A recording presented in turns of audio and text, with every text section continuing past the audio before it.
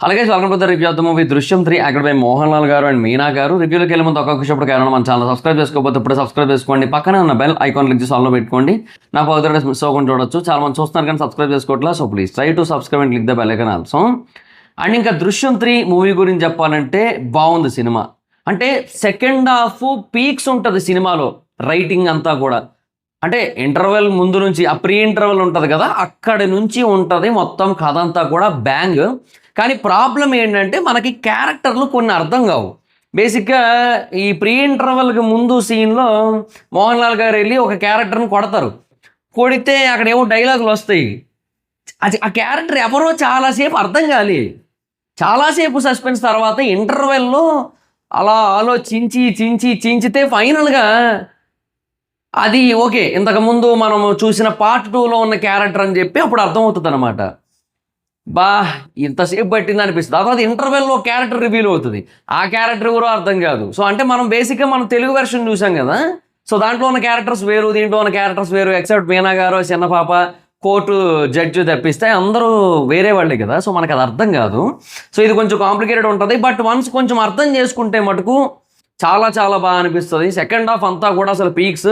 Pre interval దగ్గర నుంచి కూడా సినిమా అయితే మటుకు ఎక్స్ట్రాడినరీ వేలు వెళ్తుంది. రైటింగ్ అదంతా కూడా చాలా బాగుంటుంది.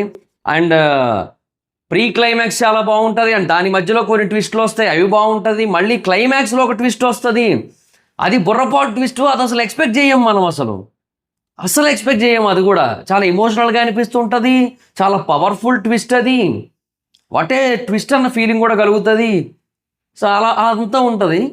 సో ఎటొచ్చి సినిమాకి పెద్ద మైనస్ అంటే 2 పెద్ద మైనస్లు ఉన్నాయి. ఒకటి ఫస్ట్ హాఫ్, ఆల్మోస్ట్ 1:15 నిమిషాలు, 1:12 నిమిషాలు ఎంతో ఉంటుంది first half.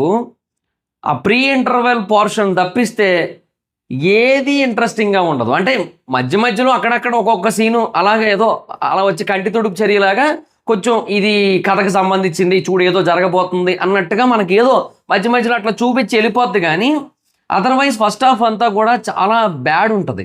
Especially marriage scenes ఏవైతే ఉంటాయో అవంటే ప్రాపర్ సెటప్ అనుకోవచ్చు. పోనీ ఈ సినిమాది ఏదైతే ఉందో అది కూడా వాళ్ళు సెటప్ లాగే వాడుకున్నారు. అంటే హీరో కొన్ని పనులు చేస్తాడు, ఆ పనులు చేయడానికి హీరోకి చాలా డబ్బు అవసరం అవుతుంది. ఆ డబ్బు ఎక్కడి నుంచి అనేదానికి బేసిక్గా అక్కడ ఒక లాజిక్ చూపిస్తారు మనకి. అది మీకు మూవీ చూస్తే అర్థమవుతుంది. బాగానే ఉంది కానీ దాంట్లో అన్నెసెసరీ సీన్స్ పెట్టి అదంతా ప్రొలాంగ్ చేసిన ఫీలింగ్ ఉంటుంది. సో ఫస్ట్ హాఫ్ అంతా కూడా ఏంటంటే చాలా అంటే చాలా స్లోగా వెళ్తుంటుంది. అండ్ సాగుతుంది మొత్తం అసలు లిటరల్లీ. అండ్ దానికి తోడు బేసిక్గా ఫస్ట్ హాఫ్లో డబ్బింగ్ ఉంటుంది. నిజంగా చెప్తున్నా, చాలా చాలా చాలా వర్స్ట్గా ఉంటుంది డబ్బింగ్. అది ఎందుకు అట్లా చేశారో అర్థం కాలేదు. మరి ఇంకా బేసిక్గా మీనా గారి క్యారెక్టర్కి ఫస్ట్ హాఫ్ డబ్బింగ్ ఎలాగుంటుంది తెలుసు. ఆల్మోస్ట్ సెకండ్ హాఫ్లో ఆవిడకి ఎక్కువ డైలాగులు లేవు కాబట్టి పెద్ద తెలియదు. కానీ ఫస్ట్ హాఫ్లో బేసిక్గా ఆవిడకి ఎక్కువ డైలాగులు ఉండడం వల్ల ఏమో డబ్బింగ్ ఎలాగుంటుంది తెలుసా. గూగుల్ ట్రాన్స్లేట్లోకి వెళ్ళి గూగుల్లో మీరు ట్రాన్స్లేట్ సెర్చ్ చేసి అక్కడ ఏదైనా ఒక ఇంగ్లీష్ టెక్స్ట్ ఇస్తే దాన్ని ట్రాన్స్లేట్ టు తెలుగు అని కొట్టినప్పుడు ఈ సమయంలో అక్కడ అలా ఎందుకు జరిగింది అంటే ఇది ఇలా ఉంది కాబట్టి అని చెప్పి చదువుతుంటుంది గూగుల్ ట్రాన్స్లేట్. సేమ్ అలాగే ఉంటుంది ఆ డబ్బింగ్ అంతా కూడా. ఎవరు చెప్పారో కానీ ఆ డబ్బింగ్ అది ఆ టైంలో నా పక్కన ఇంకొక జర్నలిస్ట్ కూర్చుంటే ప్రసాద్లోనే చూసా మూవీ. సో నా పక్కన ఇంకో జర్నలిస్ట్ కూర్చుంటే ఆయనతో అంటున్నా, కొంచెం కష్టమైన మలయాళమే చూడాల్సింది అనిపించింది నాకు ఈ డబ్బింగ్ విన్నాక అని చెప్పి. అంటే అలా ఉంటుంది డబ్బింగ్. సో అది పరిస్థితి. సో మోహన్ లాల్ గారికి కూడా ఇంకొంచెం బెటర్ డబ్బింగ్ ఉండొచ్చు అనిపించింది. బట్ సెకండ్ హాఫ్లో కథ వల్ల నడిచిపోద్ది మొత్తం అంతా. ఫస్ట్ హాఫ్లోనే ఇది ఎక్కువగా హైలైట్ అవుతుంటుంది. సో ఆ డబ్బింగ్ ప్రాబ్లము అండ్ కథలోకి వెళ్ళడానికి చాలా డిలే అయిపోద్ది. మెయిన్ బేసిక్గా పార్ట్ 2 ఉంటుంది కదా, దృశ్యం 2, దాంట్లో ఇలా ఉండదు. దాంట్లో హీరో యొక్క ఇంటెలిజెన్స్ని కావచ్చు, లేదంటే హీరో ఏవైతే చేయబోతున్నాడో వాటికి సంబంధించిన సెటప్ కావచ్చు, కథలోకి వెళ్ళడానికి కావచ్చు, ఎక్కువ టైం తీసుకోరు. ఒక 20 మినిట్స్ అంతే మ్యాక్సిమం. కథలోకి వెళ్ళిపోతారు. ఇదేంటంటే కనీసం 50 నిమిషాల నుంచి 55 నిమిషాల వరకు తీసుకున్నారు కథలోకి వెళ్ళడానికి. అది కొంచెం పెద్ద డ్రాగ్ అనిపిస్తుంది. అదొక పెద్ద మైనస్ అంతే. So other than that everything is fine and good. Second half బుర్రపాడు చెప్తున్నాను కదా. ఇది చూసిన తర్వాత అలా కూర్చుంటాం, ఎందుకంటే మనకు తెలుసు దృశ్యం తాలూకా కోర్ కాన్సెప్ట్ వేరే అని. సో ఎందుకు ఇది చూపిస్తున్నారు ఏందో అనుకుంటూ కూర్చుంటే ప్రీ ఇంటర్వెల్ నుంచి ఉంటుంది మీకు ప్యూర్ స్టఫ్ అంతే, ప్యూర్ దృశ్యం స్టఫ్. అసలు అవుట్ రైట్ ఫెంటాస్టిక్ ఉంటుంది. అసలు ఆ క్లైమాక్స్ కానీ, ఆ ప్రీ క్లైమాక్స్ కానీ అద్దరు కొట్టారన్న ఫీలింగ్ అయితే కలుగుతుంది, వా వా వా అన్న ఫీలింగ్ కలుగుతుంది అసలు ఆ టైంలో కూడా. సో ఈజీగా దృశ్యం 4, దృశ్యం 5 వచ్చేస్తాయి మనకి. బట్ వెంకటేష్ గారు ఫ్రాంచైజ్ నుంచి తప్పేసుకున్నారు. So that is the saddest part actually. So mostly వాళ్ళు ఏంటంటే ఇంకా మోహన్ లాల్ గారికి ఉన్న ఏకైక పాన్ ఇండియన్ ఏమంటారు పాన్ ఇండియన్ చాయిస్ దృశ్యం మాత్రమే. దృశ్యంకి మాత్రమే పాన్ ఇండియా వైడ్గా సక్సెస్ అవ్వడానికి ఉన్న ఏకైక చాయిస్. మరి వాళ్ళ సైడ్ రిక్వెస్టా, మరి వెంకటేష్ గారికి ఎక్కలేదా ఏమో మరి నాకు తెలియదు. కానీ మరి ఇంకా వెంకటేష్ గారి తప్పుకున్నారు ఈ ఫ్రాంచైజ్ నుంచి. సో మోస్ట్లీ మనకి ఇది ఇంకా వెంకటేష్ గారు చేయరు. సో దృశ్యం 4, దృశ్యం 5 కూడా మనం మోహన్ లాల్ గారినే చూస్తాం మనం. సో అది ఫిక్స్ అయిపోయి వెళ్ళండి, చూడండి. వీలైతే కొన్ని క్యారెక్టర్స్ విషయంలో కొంచెం కన్ఫ్యూజన్ ఉంటుంది. అది కొంచెం ఆలోచించి అర్థం చేసుకోవడానికి ట్రై చేస్తే కథ అంతా అర్థం అవుతుంది. ఆ క్యారెక్టర్లు ఎవరో ఏందో, ఎందుకు వెళ్ళారు, వీళ్ళెవరు వాళ్ళెవరు ఏందో, అది అట్లా ఉంటుంది మొత్తం అంతా కూడా. ఎవడో మంచం మీద పడి ఉంటాడు, ఆయన ఎవరా అని చెప్పి చాలాసేపు అర్థం కాదు. చాలాసేపు సస్పెన్స్ తర్వాత అంటే ముందు ఒక అమ్మాయి రావడం ఇవన్నీ జరుగుతాయి, కొన్ని సీన్స్ జరుగుతాయి, అది అర్థం కాదనమాట దేనికి ఎందుకు ఏంటి ఇవన్నీ కూడా. సో అట్లా కొంచెం కన్ఫ్యూజింగ్ ఉంటుంది. బట్ వన్స్ పిక్చర్ క్లారిటీ వచ్చిన తర్వాత మొత్తం అంతా పర్ఫెక్ట్ ఉంటుంది. ఇప్పటికీ కూడా ఒకటైతే వదిలేశారు వాళ్ళు, అది వాళ్ళు వదిలేరా నాకు అర్థం కాలేదా అనేది నాకు అర్థం కాలే. సో బేసిక్గా వాళ్ళే వదిలేరు యాక్చువల్లీ. సెకండ్ పార్ట్ ఏదైతే ఉందో సెకండ్ పార్ట్లో బేసిక్గా ఒక అతనితో మాట్లాడుకొని ఒక శవాన్ని తీసుకొని అస్థిపంజరాన్ని తీసుకొని రెడీగా పెట్టుంచుకుంటారు తన ఆఫీస్లో. ఆ అస్థిపంజరాన్ని తీసుకొని వెళ్ళి చమ్మక్ అన్న క్యారెక్టర్ ఏదైతే ఉంటుందో ఆయనతో మాట్లాడి అక్కడ కీస్ అవి తీసుకొని అక్కడ అస్థిపంజరాన్ని మార్చేస్తారు, స్కెలిటన్ మార్చేస్తారు. మార్చిన తర్వాత ఆ స్కెలిటన్ DNA టెస్ట్ల కోసం పంపిస్తే అది మెయిన్ ఎవరైతే చనిపోయాడో అతనిది కాదు, వరుణ్ది కాదు అని చెప్తారు. తర్వాత ఒకటి ఏదైతే ఆ అస్థిపంజరం పోలీస్ స్టేషన్ కింద ఉందో దాన్ని తీసుకొని వెళ్ళి యాసిడ్ 35 లీటర్ల యాసిడ్ కొని దాన్ని బేసిక్గా మొత్తం బూడిద చేసి వాళ్ళకి ఇస్తాడు. మీకు కావాల్సింది మీకు ఇచ్చాను, ఎక్కడండి నన్ను వదిలేయండి అని చెప్పి.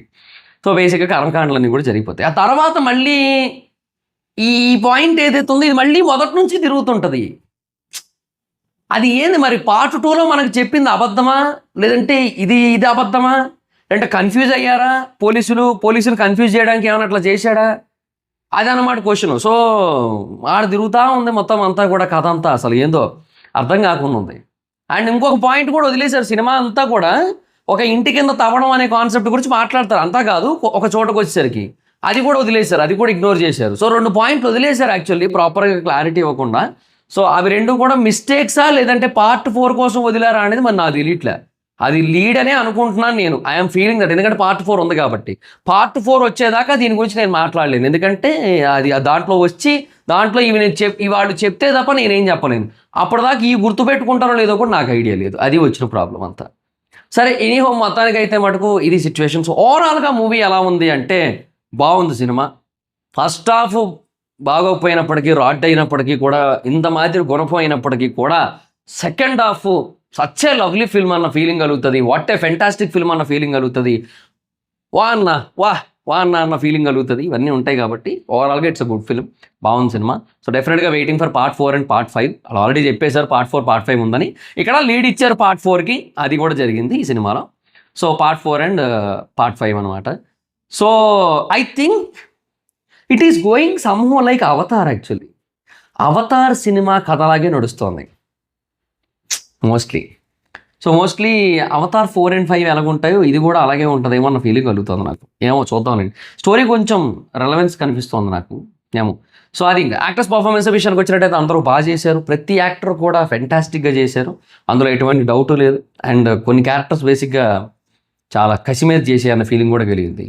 ఒక ఆయన అయితే బేసిక్గా ఇప్పుడు కళ్ళలో కారం కొట్టుకున్నట్టే ఉంటాడు, మొత్తం కళ్ళని ఇప్పుడు రెడ్గానే ఉంటాయి, అదొకటి ఉంటుంది. అందరూ బాగా చేశారు మొత్తం. ఓవరాల్గా performances are fantastic. And direction విషయానికి వచ్చినట్టయితే డైరెక్షన్ కూడా చాలా బాగుంది. ఎక్సెప్ట్ ఫస్ట్ హాఫ్ ఆ సెటప్ ఏదైతే ఉందో దాన్ని మరీ అంత సాగదీయకుండా ఉండాల్సిందన్న ఫీలింగ్ అయితే కలిగింది, అది అనమాట ప్రాబ్లం. సో తర్వాత సాంగ్స్ అండ్ బీజిఎం విషయానికి వచ్చినట్టయితే nice and fine, BGMs are good, బాగానే ఉన్నాయి. అండ్ ఓవరాల్గా మూవీ అయితే it's a good movie. And సోది లేకుండా ఒక్క ముక్కలో ఈ దృశ్యం 3 సినిమా గురించి చెప్పాలంటే, దృశ్యం అంత త్వరగా థియేటర్ల నుంచి అదృశ్యం అవ్వదు, ఎందుకంటే ఖచ్చితంగా అందరికీ నచ్చే విధంగానే ఆల్మోస్ట్ తీశారు, ఎక్సెప్ట్ ఫస్ట్ హాఫ్లోని ఒక 50 minutes portion. So mostly audience అందరికీ కూడా కనెక్ట్ అవుతుంది. సో అంత త్వరగా దృశ్యం థియేటర్ల నుంచి అదృశ్యం అవ్వదు, చాలా రోజులు థియేటర్లో ఉండే అవకాశమే ఉంది. సో ఈ మూవీకి జనరల్ మూవీ రేటింగ్స్ ప్రకారంగా నేను ఇచ్చే రేటింగ్ అయితే I give 3.7 out of 5. So that's guys, this the video మీకు నచ్చితే లైక్ చేసి వీడియోని షేర్ చేయడం ప్రకారం మన ఛానల్ సబ్స్క్రైబ్ చేసుకోకపోతే ఇప్పుడు సబ్స్క్రైబ్ చేసుకోండి. పక్కనే ఉన్న బెల్ ఐకాన్ క్లిక్ చేసి ఆల్లో పెట్టుకోండి. నా ఫర్దర్స్ మిస్ అవ్వకుండా చూడొచ్చు. చాలా మంది చూస్తున్నారు కానీ సబ్స్క్రైబ్ చేసుకోవట్లేదు. So please try to subscribe, click the bell icon also. నా ఇన్స్టాగ్రామ్ ఐడి ఎవరు మాత్రం అక్కడ వచ్చి ఫాలో అవచ్చు. Thank you so much guys. బాగా నెక్స్ట్ వీడియో. బై.